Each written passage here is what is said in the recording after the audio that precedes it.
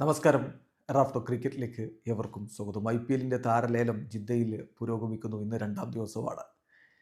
ഇന്നലത്തെ ലേലത്തിന് ശേഷം ഓരോ ടീമിൻ്റെയും അവസ്ഥ എന്താണ്, സ്ക്വാഡിൽ എത്ര താരങ്ങൾ എത്തിയിട്ടുണ്ട്, എത്ര പേഴ്സ് ബാക്കിയുണ്ട്, ഇനി എത്ര സ്ലോട്ടുകൾ ബാക്കിയുണ്ട്, ഇങ്ങനെയുള്ള കാര്യങ്ങളൊക്കെ അവലോകനം ചെയ്തുകൊണ്ടുള്ള നമ്മുടെ വീഡിയോ സീരീസിൻ്റെ 5ാമത്തെ എപ്പിസോഡാണിത്. ഈ എപ്പിസോഡിൽ നമ്മൾ സംസാരിക്കുന്നത് സൺറൈസേഴ്സ് ഹൈദരാബാദിനെ കുറിച്ചാണ്. സൺറൈസേഴ്സ് ഹൈദരാബാദിനെ സംബന്ധിച്ചിടത്തോളം നിരവധി ആരാധകർ നമുക്ക് ഇടയിലുണ്ട്. അതിൻ്റെ ഒരു കാരണം വെടിക്കെട്ട് ടീമാണ് അവർ. പോയ സീസണിൽ അവർ അങ്ങനെയാണ് കളിച്ചത്. ഈ സീസണിലേക്ക് ആ ടീമിൻ്റെ കോർ അവർ നിലനിർത്തിയിട്ടുണ്ട്. അഭിഷേക് ശർമ്മയും ട്രാവിസ് ഹെഡും ഹെൻഡ്രിക് ക്ലാസിനും ഒക്കെ അവിടെ തുടരുമ്പോൾ ആ ഒരു വെടിക്കെട്ട് സ്ക്വാഡിൻ്റെ കോർ അവർ നിലനിർത്തുന്നു. അതിൻ്റെ ഒരു തുടർച്ച ഈ സീസണിൽ ആരാധകർ പ്രതീക്ഷിക്കുന്നു. അത്തരത്തിലുള്ള ചില ബൈകൾ ഇന്നലെ അവർ നടത്തിയിട്ടുമുണ്ട്. ഇപ്പോൾ നോക്കുക, അവരുടെ ഓൾറെഡി അവർ റീറ്റെയിൻ ചെയ്ത താരങ്ങൾ ട്രാവിസ് ഹെഡ്, അഭിഷേക് ശർമ്മ, പാറ്റ് Cummins, Henrik Klaasen, Nitish Kumar Reddy എന്നിവരായിരുന്നു. ഇവർ കൂടാതെ ഇന്നലെ അവർ പ്രധാനപ്പെട്ട ചില ബൈകൾ നടത്തിയിട്ടുണ്ട്. അങ്ങനെ നോക്കുമ്പോൾ ഇപ്പം സ്ക്വാഡിലേക്ക് അവർക്ക് 13 താരങ്ങളായി കഴിഞ്ഞു. 13 താരങ്ങൾ അവരുടെ സ്ക്വാഡിലുണ്ട്. സോ മൊത്തം നോക്കുമ്പോൾ ആരൊക്കെയാണെന്ന് നോക്കാം. ട്രാവിസ് ഹെഡ്, അഭിഷേക് ശർമ്മ, പാറ്റ് Cummins, Henrik Klaasen, Nitish Kumar Reddy retain ചെയ്തവർ. ഇന്നലെ ബൈ ചെയ്തതിൽ മുഹമ്മദ് ഷാമി, അതൊരു ഇൻട്രസ്റ്റിംഗ് ആയിട്ടുള്ള ബൈയാണ്. അവർക്കൊരു മികച്ച ഇന്ത്യൻ പേസർ വേണം. സോ ഷാമിയെ അധികം ഒരു തുക കൊടുക്കാതെ, അദ്ദേഹത്തിൻ്റെ ഒരു എബിലിറ്റി വെച്ചിട്ട് അതിനേക്കാൾ പണം ലഭിക്കേണ്ടതായിരുന്നു. ഒരു പക്ഷേ ഇഞ്ചുറി കൺസേൺ ഒക്കെ ഉള്ളത് കൊണ്ടായിരിക്കാം അധികം ഒരു തുക കൊടുക്കാതെ തന്നെ അദ്ദേഹത്തെ സ്വന്തമാക്കാൻ പറ്റിയെന്ന് പറയാം. ഹർഷൽ പട്ടേലിനെ കൂടി എത്തിച്ചിട്ടുണ്ട്. അതിൽ ആരാധകർക്ക് രണ്ടഭിപ്രായമുണ്ടാവും. പക്ഷേ ഇന്ത്യൻ പേസ് ബോളിംഗ് നിര അവിടെ അവർ സെറ്റാക്കുകയാണ് എന്നർത്ഥം.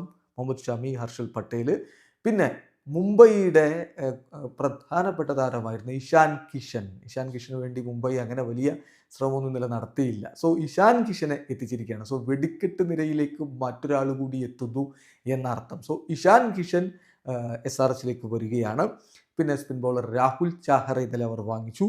Adam Zampa, Aussie spinner Adam സാംബയെ കൂടി ഇന്നലെ അവർ ടീമിലേക്ക് എത്തിക്കുകയുണ്ടായി. കൂടാതെ അഥർവാറ്റയുടെ അഭിനവ് മനോഹർ, സിമർജീത് സിംഗിനെ എത്തിച്ചിട്ടുണ്ട്. സിമർജീത്തിന് വേണ്ടിയിട്ടും അവർ നല്ല രൂപത്തിൽ ഓപ്ഷനിൽ ഇറങ്ങിയാണ് സ്വന്തമാക്കിയത്. സോ അങ്ങനെ ആണ് ഇന്നലത്തെ അവരുടെ ഒരു ബൈ നടന്നിരിക്കുന്നത്. എടുത്തു പറയേണ്ടത് ഏതായാലും മുഹമ്മദ് ഷാമിയുടെയും ഇഷാൻ കിഷൻ്റെയും വരവ് തന്നെയാണ്. ഇപ്പം ഇനി അവരുടെ പേഴ്സിൽ എത്രയാണ് ബാക്കിയുള്ളത്? 12 സ്ലോട്ടുകൾ അവൈലബിൾ ആണ്. 4 ഫോറിൻ സ്ലോട്ടുകൾ അവൈലബിൾ ആണ്. അത്തരമൊരു ഘട്ടത്തിൽ അവരുടെ പേഴ്സിൽ ബാക്കിയുള്ളത് 5,15,00,000 മാത്രമാണ്. അത് വെച്ചിട്ട് വേണം ഇന്ന് അവർ കളിക്കാൻ. വളരെ സൂക്ഷ്മതയോടുകൂടി കളിച്ചു വേണം സ്ക്വാഡ് ഫില്ല് ചെയ്യാൻ എന്നർത്ഥം. ഇന്നലെ അവർ വമ്പൻ താരങ്ങൾക്കൊക്കെ പിന്നാലെ പോകുന്ന കാഴ്ച കണ്ടിരുന്നു.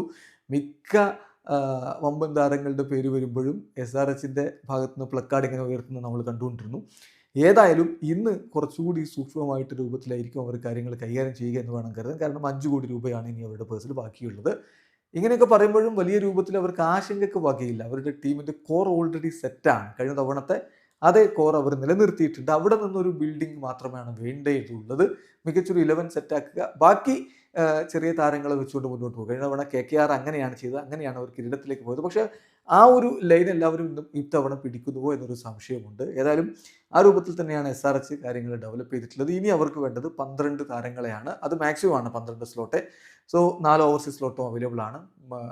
പെട്ടിയിൽ 5,15,00,000 വരുമ്പോൾ ഇന്ന് എന്തൊക്കെ അവർ ചെയ്യും വളരെ സൂക്ഷ്മതയോടുകൂടി ചെയ്യേണ്ടതാണ്. കാത്തിരിക്കാം. വീഡിയോ അവസാനിക്കുന്നു.